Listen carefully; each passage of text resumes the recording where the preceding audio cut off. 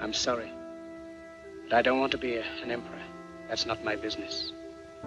I don't want to rule or conquer anyone. I should like to help everyone if possible. Jew, Gentile, black man, white.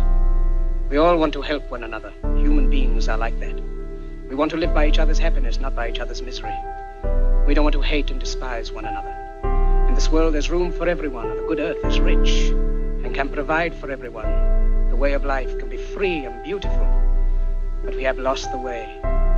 Greed has poisoned men's souls, has barricaded the world with hate, has goose-stepped us into misery and bloodshed. We have developed speed, but we have shut ourselves in. Machinery that gives abundance has left us in want. Our knowledge has made us cynical, our cleverness hard and unkind. We think too much and feel too little. More than machinery, we need humanity.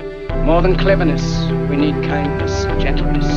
Without these qualities, life will be violent, and all will be lost. The aeroplane and the radio have brought us closer together. The very nature of these inventions cries out for the goodness of men, cries out for universal brotherhood, for the unity of us all. Even now, my voice is reaching millions throughout the world. Millions of despairing men, women, and children, victims of a system that makes men torture and imprison innocent people. To those who can hear me, I say, do not despair.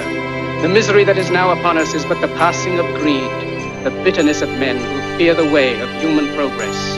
The hate of men will pass, and dictators die, and the power they took from the people will return to the people, and so long as men die, liberty will never perish.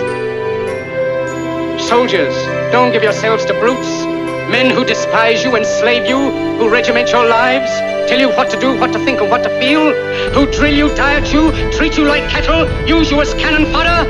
Don't give yourselves to these unnatural men with machine minds and machine hearts. You are not machines, you are not cattle, you are men. You have the love of humanity in your hearts. You don't hate, only the unloved hate, the unloved and the unnatural. Soldiers, don't fight for slavery, fight for liberty. In the 17th chapter of St. Luke it is written, the kingdom of God is within man, not one man nor a group of men, but in all men, in you. You, the people, have the power to create machines, the power to create happiness.